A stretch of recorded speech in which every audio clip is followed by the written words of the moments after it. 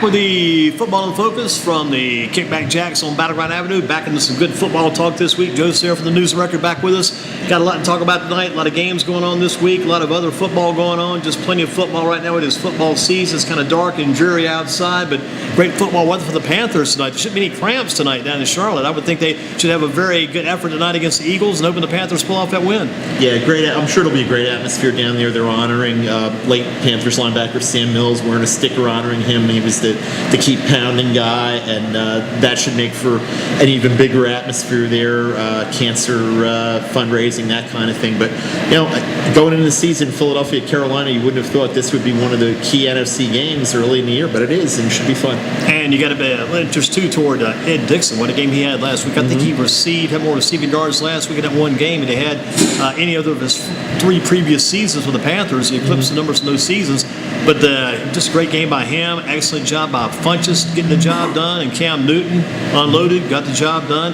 But I think it's Curtis Samuel's return, man. He downed that ball on the 14-yard line. He's got to make sure he doesn't do that again. Yeah. Took that knee. I think he said to coach himself, get down, get down. He thought he meant get down the field. The coach meant get further down the field. He took a knee at the 14, and he did that. I think everybody just kind of froze. Yeah, the fourth quarter of that game for the Panthers was a bit of an adventure, and I'm sure more than they would have liked it to be. But this is a good game. This will be fun to watch. I want to see those 2 quarterbacks. I want to see a duel. I want to see what we saw from Dak Prescott and Aaron Rodgers, that kind of show. I don't think it'll be quite that good, but I want to see a show from those 2 quarterbacks. You think about the 2 quarterbacks they've gone up against the past 2 weeks. You go against Tom Brady, then you come through and you knock off Matthew Stafford. They beat 2 very good quarterbacks. Yeah. Boy, Matthew Stafford, if you get the most courageous award, he was very tough out there late in that game on that bad leg, still hanging in, still throwing touchdown passes. Got his team within 3 points late in the game. Yeah, one of the great comeback quarterbacks in the NFL. The previous season, I think, if I remember the stat correctly, 8 fourth-quarter comeback wins that helped them get into the playoffs the year before. And he's making a lot of money, but he's got a big arm, and when he's got talent around him, he delivers. And think about it, Fells was his tight end target last week. Once he caught the first touchdown, you definitely go to him again, just like the Panthers go back to Dixon again. But Eric Ebron right now is kind of falling out of the swagger up there these days.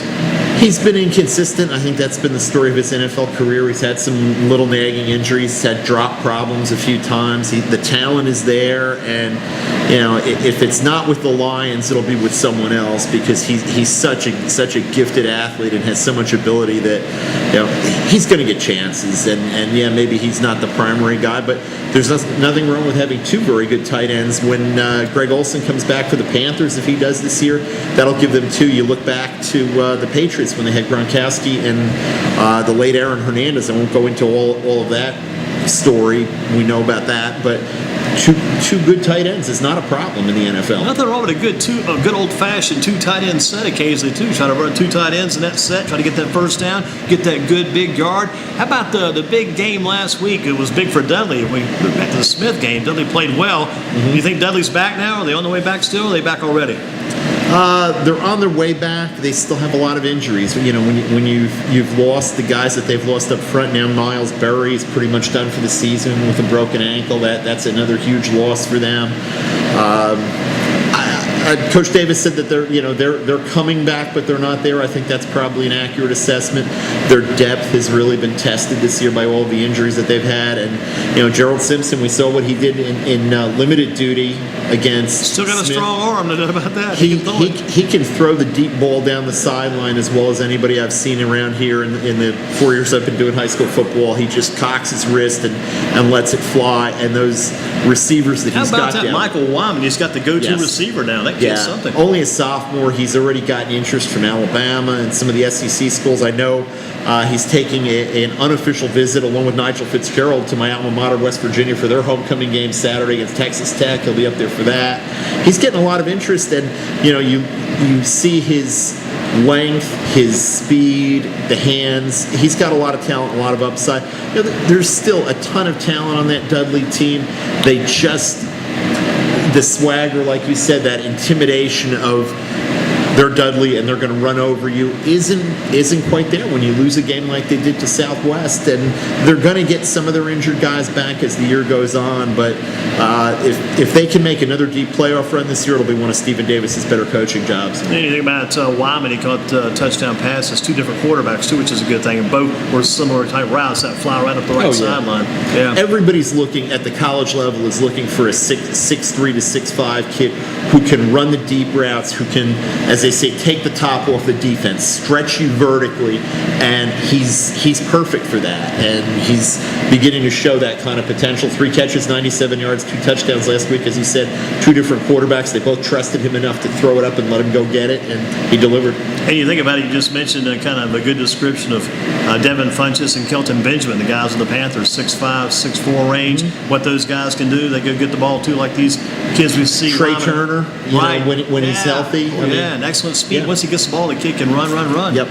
You think he has any kind of possibility for an extraordinary comeback tomorrow night? Does he make the one-game return, sign a one-game contract? I mean, I'm sure he'll be there. I'm sure he'll be vocally supporting his teammates. Homecoming tomorrow night for that too. Wow. Yeah, there's a lot of that going around. The Eastern and Southeast is a homecoming game. I mean, there's going to be some fireworks tomorrow night, and you know you'll be there for one game. I will be too. It'll be fun to watch. Funny thing about Turner, I know he's very excited about going to Virginia Tech. I think he put out a tweet the other day, 3 months away, so he's definitely college.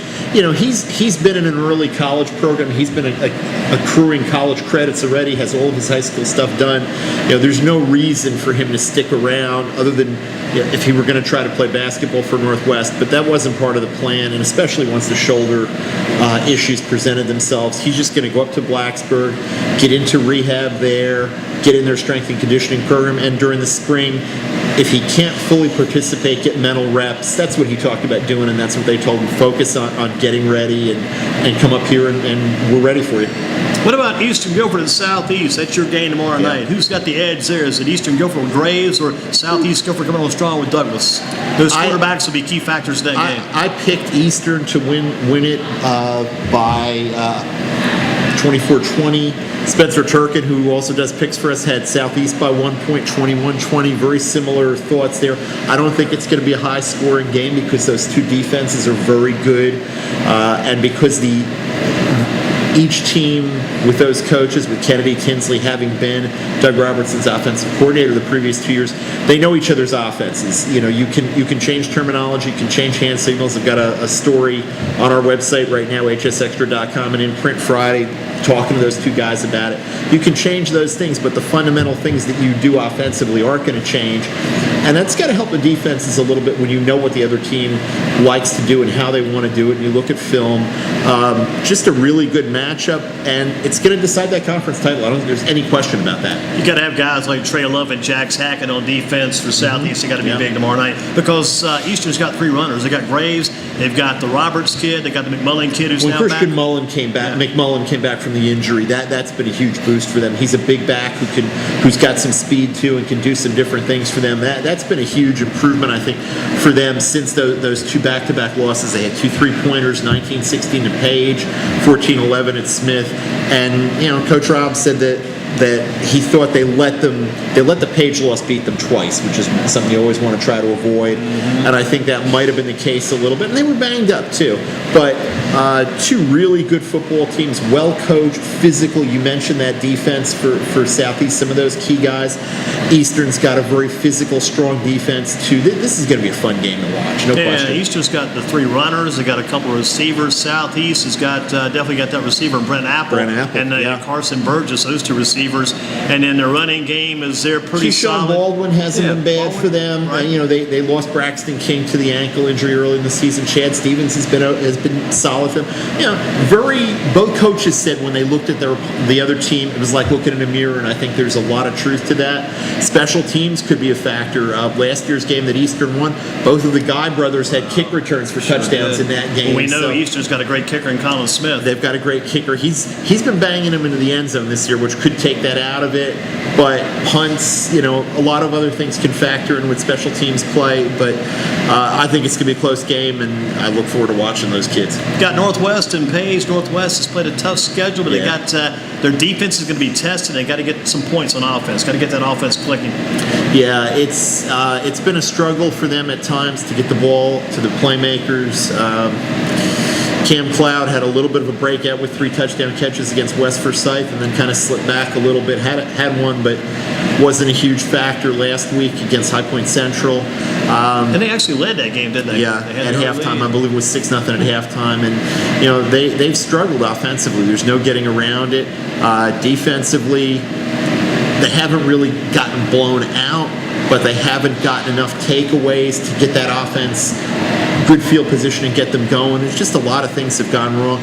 Cody Creed, their excellent kicker, punter, was hurt. Is he back now? As far as you know? I've been hearing that he's back, but nothing solid on that. But he makes a difference. They scored 6 points last week, so maybe he's not back. Who knows? He wasn't for that game. Right, he could be back this week. But he might be back this week. He makes a difference as a punter and a kicker for them. We've talked all year about specialists for the teams around here, that we have some good ones, and when you get used to being able to rely on a guy to give you touchbacks or to hang punts high in the air, and then he's gone, it can make a difference in the way you approach the game. Tell you what, tomorrow night's game, here's my plan of attack by Northwest, and I win the toss. I defer, I kick off the Page on the opening kick of the game, and I'm sure they won't try this, but it's a great speculation. I go with the Fritz Hessenthaler onside kick. If Creed's healthy, I want him to kick it. I don't think I want to kick it into a pile, but if he can time that kick perfectly, make that bounce in the air, then you got the jump ball, anybody's ball out there. But start the game with the onside kick. If you're Northwest, control that onside kick, you got the ball, and you take it over the game's control early in the game, possibly. Yeah, getting an early lead, I think, would definitely help them. And just get the ball and control it, take it away from Page. I think you got to get the ball out of Page's hands. Their offense is pretty dangerous. But you get them on the sideline watching, those teams on offense watching, they get kind of anxious, get anxious, get this in the game, they can't get the ball back.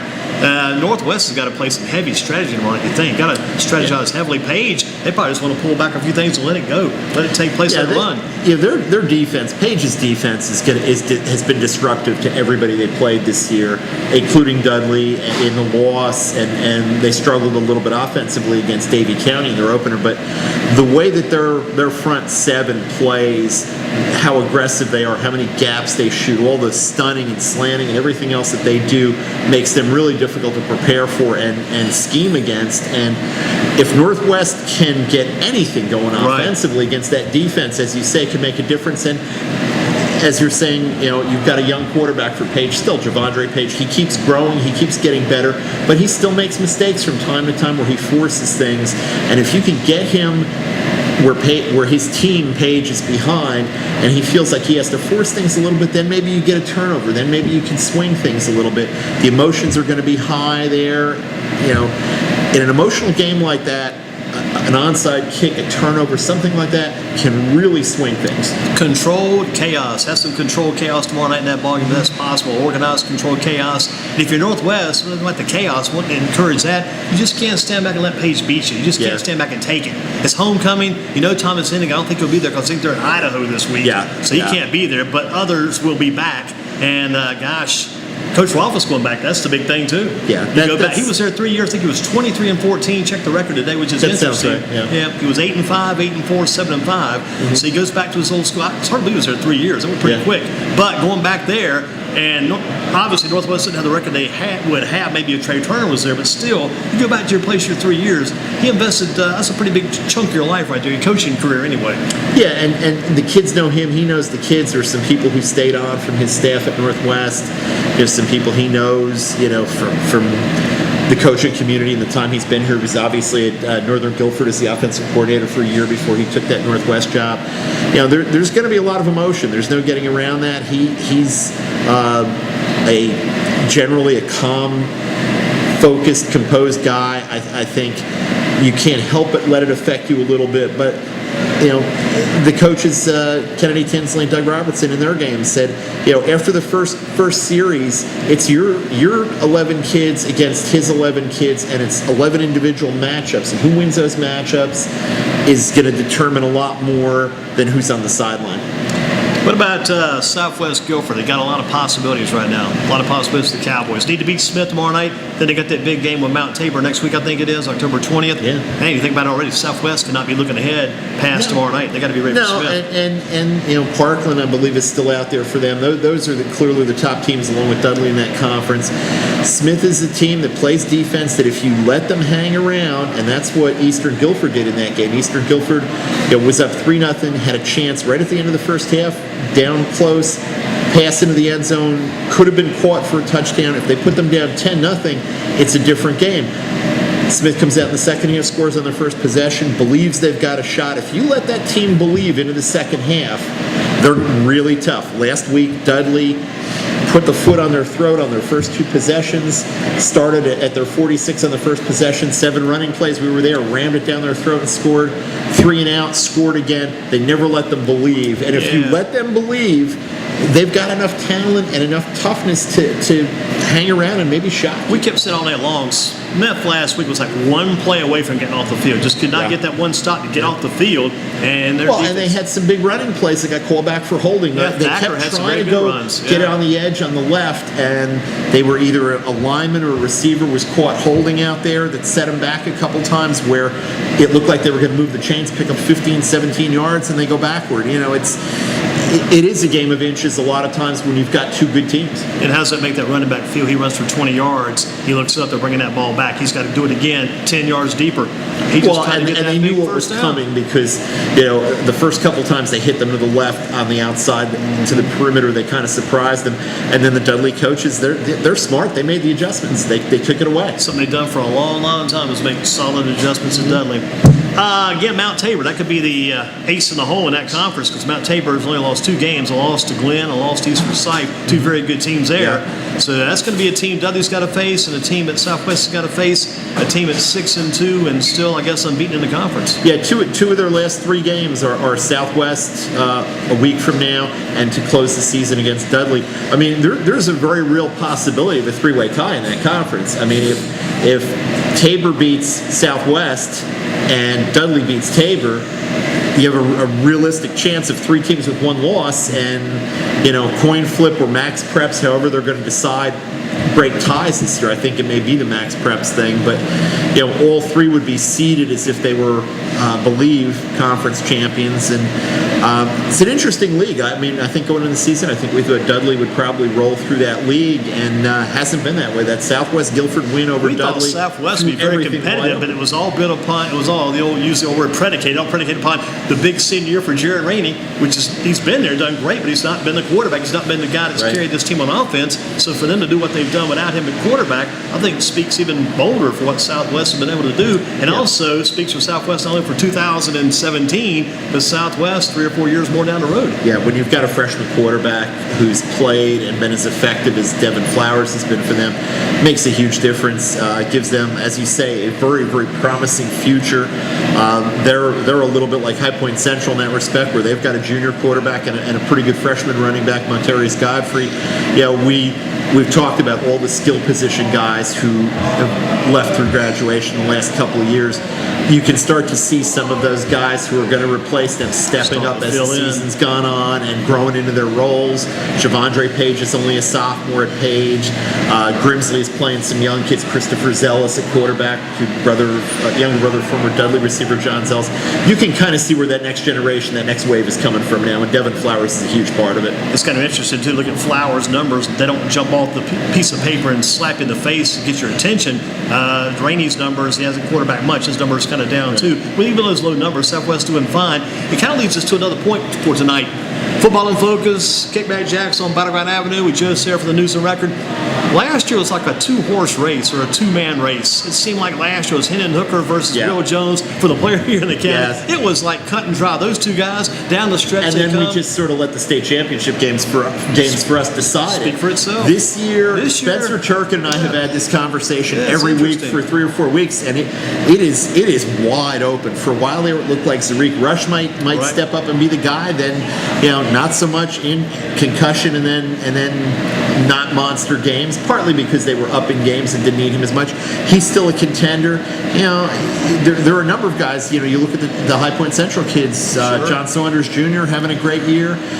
Jacob Leonard putting up big numbers at Northern Guilford, but there's no. I mean, this is my 4th season doing this, and there isn't that it guy. No, the first year was Reggie Gillespie. The next year was Connell Young at Dudley, and then last year, with Hooker and Jones, it was going to be one of those two. There isn't that guy this year, but we still have some very good football teams. If Western Guilford was like 6-4, 7-3, maybe Edric Purnell might be that man. Yeah. He's got 1,688 yards, and that's combined rushing and passing plus 19 touchdowns, but 0 wins. Yeah, there aren't those guys who jump out at you with the stats. Reggie Gillespie, when he was at Southern Guilford, he was over 2,000 yards and I believe 25 touchdowns. He was getting so many yards you couldn't keep up with them all. Yeah, he was just having monster game after monster game after monster game, and he's been a good player at NC State. But in high school, he was a man among boys with his strength, with his speed, with his balance, and he was a good receiver too. Well, let's throw a receiver out. What about Ford Moser at Northern Guilford? 700 yards receiving right now. He had, I think, 188 yards last week and about 2 or 3 touchdowns. So if he gets to 1,000 yards receiving and they beat some other key teams like Rockingham County and maybe Western Alamance, he might be a guy to be considered. Yeah, and the quarterback, Jacob Leonard, I mean, he was a starter for the Grimsley game and early in the year because of the wrist injury to Tyler Flippin, and he struggled early. I mean, the first half of that Grimsley game, I think he was 1 for 10 passing, but he settled down, he got better, and he's grown as the season's gone on, and he's getting the ball out to Moser, to J.J. Julian, to some of the other talented kids they've got on that team, and that's his job, and he's doing it well. But yeah, I think this year, in terms of who we're going to pick as our player of the year, the playoffs are going to have a lot to say about it. I think we're going to have to be in a holding pattern and looking at a number of different people. Truly going to be like a second season this year, a third season when that hits. 7-on-7 preseason, regular season, and the playoff season. But you go back to a guy like Moser, it kind of brings back some memories. The guys wrote down today, the Massaquoi kid and Hakeem Nixon down in Charlotte. Yeah. You had the Nate Brown Cup in Reedsville, DeAndre Overton and Polite Page, 1,000-yard receivers. We've had some good ones. Yeah, Hennigan. Yeah, we've had some good receivers, good numbers out there. Yeah. And if you get to 1,000 yards receiving, it used to be a thing like that happened if you played 5 years of high school. You had to play 5 years to get 1,000 yards receiving. And now you've got guys who are doing that 4 years in high school because it's the way the game's changed. It's how much people throw the ball now. It's all the 7-on-7s. You mentioned the 7-on-7 season. Well, all that is passing. So guys are going to get good at it, and teams are going to have trouble defending it because the timing is there, the skill is there, and the repetitions are there. Let's go back to what you talked about a second ago. Go back to our NC State game last Thursday night. Jermaine Pratt got that sealing touchdown run about 25 yards back for the pick 6 touchdown run. You had Gillespie got the TD. Jarris Moorhead had a big game. Moorhead had a ton. He hits number 31. His number stays in your mind because he plays well in defense. But those Guilford County kids contributed well in that game last week. Yeah, I think that's been a big factor in NC State's success this year. Is those kids, is North Carolina kids. You look at their roster, and they haven't gotten every kid in the state that they wanted. Certainly, you always see the Alabamas, the Georgias, the Floridas, people like that come in and pick off kids. But it seems like the ones that they got to stay are the right ones, the ones that are going to make that program successful. Yeah, that number 7, Aiden Hines out of Garner has done quite well. Saw him at the state track and field championships here at A&T a couple of times. Yeah, and runner. He's, he as a high school junior and senior looked like an NFL running back in terms of strength and conditioning, in terms of development, and the kid can fly. Yeah. And he's a football player. I think he's just now starting to find his own in football and running back spot. Just trying to find it as far as college goes. Just starting to find himself right now. And at the next level, he's probably going to be more of a Christian McCaffrey type of guy, a guy that they throw the ball to, that returns kicks, that takes some handoffs. But there's a place for that in the NFL right now. And Naeem Hines, with his speed, he's going to go to the NFL Combine if he's healthy, and he's going to blow people away. He's going to threaten Chris Johnson's 4.24 and John Ross, I guess, with the Bengals now out of Washington, who surpassed that. He's going to be in the 4.2 range in terms of 40. And the Jalen Samuels kid out of Mallard Creek continues to impress down there too. The number 1 throwing his back number. He does great there. All North Carolina kids. Yeah, all North Carolina. Other than Ryan Finley, the quarterback. quarterback who was a transfer from Boise State. It's a lot of Carolina kids on that team, and it's good to see those kids having success. Back to college again, out of high school. Thomas Ennigan, a great reception last week from a fellow freshman receiver who threw in the ball for the touchdown in the right corner. Yeah, and he's starting to put up those highlight catches that I think anybody who saw him in high school knew he would early in the season. He's been a starter from day one, from the first game for App State. And at first, it was a lot of possession receiver stuff, a lot of the tough catches, the tough routes that he was running, blocking a lot. But they're getting more confidence in him. They're seeing that he can go deep on you as well as the short, tough routes. Another guy who's going to have a tremendous college career because of how smart he is, how tough he is, and he's just a football player. One guy people may have missed last week, and he kind of snuck into town and snuck out of Guilford College. Alec Cobb from Hampton City came in, 2 touchdowns passing, 1 running, and Hampton City beat Guilford 21-18. And great day for Cobb, and I'm sure it felt good for him to come back and get that win against his old hometown or home area team anyway. Yeah, Hampton City's always a factor in that conference, the Tigers and the ODAC. They've been good for a very long time. Washington and Lee's been good the last few years, another school from up in Virginia. Guilford has been obviously strong the last few years over there with that high-powered offense. If you can hold them down like Hampton City did, keep the score down, you've got a shot at them. If you get into a shootout with Guilford College, you're going to have some problems.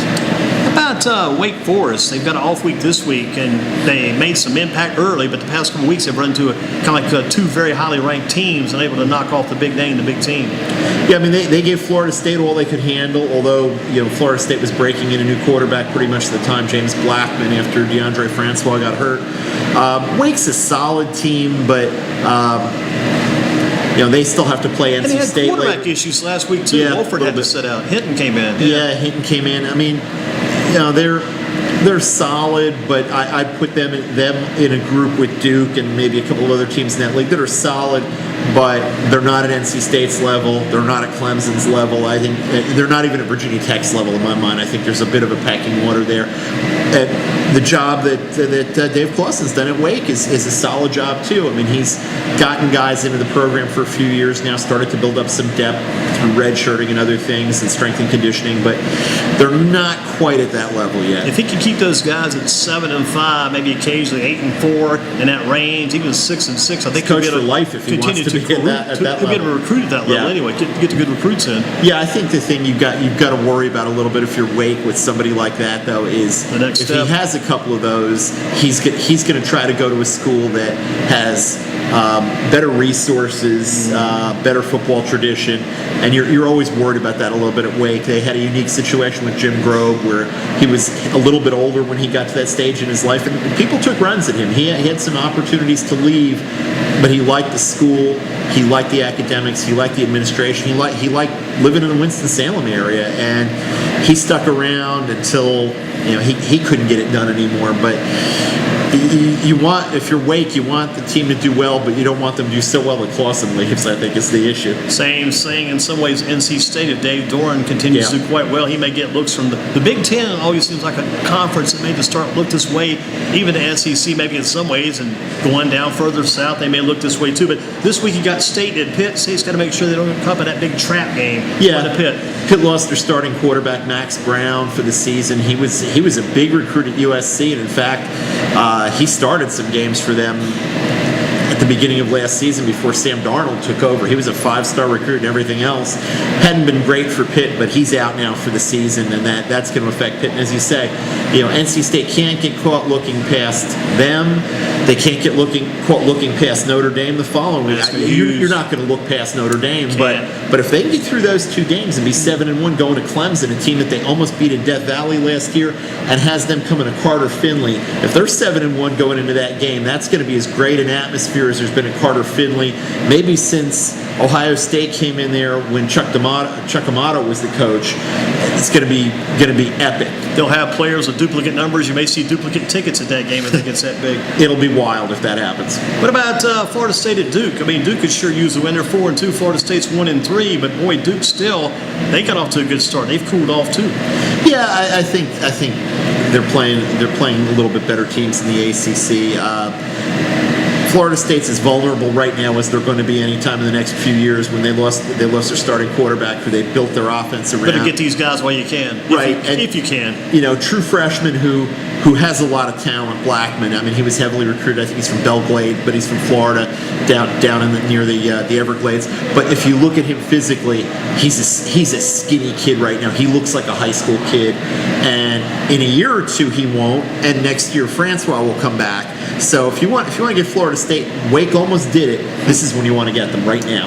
And North Carolina's going to get Virginia. You look at Virginia; they're 4-1. That's a turnaround there. Yeah, and UNC's at 1-5. They're definitely struggling, and a lot of things could be going down in Chapel Hill this weekend. Who knows? But that's one game. They don't want to go down to the loss again. You go 1-6 into the heels, and all of a sudden Larry Fedora's only shaving his beard. He may be shaving his head. Yeah, and it's a spiral, and it can spiral pretty quickly if they lose to Virginia, and it would be a sign that Bronco Mendenhall's getting things turned around in Virginia. That seemed like a curious hire, a guy who's a Utah guy, a BYU guy when they brought him in, but he's done okay. He's getting it turned around, and Thomas Hennigan almost went there if they were willing to let him play receiver instead of converting him to safety. That was where he was going to go, and he talked about what a great guy he thought Coach Mendenhall was and how much he liked that staff. They got Ruffin McNeil up there, former ECU coach, who ECU may have been a little. He actually left. I thought he was still in Virginia. He went to Oklahoma. He joined his old his former assistant coach from ECU. Got You're the right, job. Riley. Riley got the job. They brought him in. Those coaches are smart. They use those resources. Yeah, my bad on that one. But you're bad, but good for and he was one of the guys who was involved in recruiting Thomas Hennigan, and just a class act. And Virginia's a great school and hasn't had a lot of success the last few years, but you look back to the George Welsh years and the first few Al Groh years, they had some pretty good teams. I was thinking about them this morning. For some reason, these ideas come to me early in the day sometimes. But anyway, today the name came to me. The name goes back Dick Bestwick, going back way long. Yeah, he was the coach before George Welsh. Yeah. He was there back in the day. They had a guy, big curly-headed guy named Tommy Vigorito, good running back. Running back from New Jersey. I saw him play in high school. Did you? Oh yeah. Tommy Vigorito. Yeah, he played against my high school. I remember him well. A couple of good backs. They could not get the wins, but they definitely were on their way as they had those guys up there. Yeah, and then when George Welsh came in, he started getting some of the kids to stay at home. Herman Moore, Terry Kirby, Chris Slade, that group, Sean Moore. They were loaded. I mean, they were ranked number 1 in the country at one point, very very briefly for a week or two during that period. Let's get Joe Steer to take us to tomorrow night. Where will you be tomorrow night? You told us, I think earlier. Remind us again where you'll be. Bill Slayton Stadium, Southeast Guilford. Homecoming there for their game. They're at number 5 in our poll, playing Eastern Guilford, who's number 6 in our poll. Both teams unbeaten in the Mid-Piedmont 3A, and when you look at the rest of that conference, this is the conference championship game. And you have a slight edge going toward Eastern Guilford. I had Eastern Guilford slightly, I think, because they've been in these games before, and they seem to.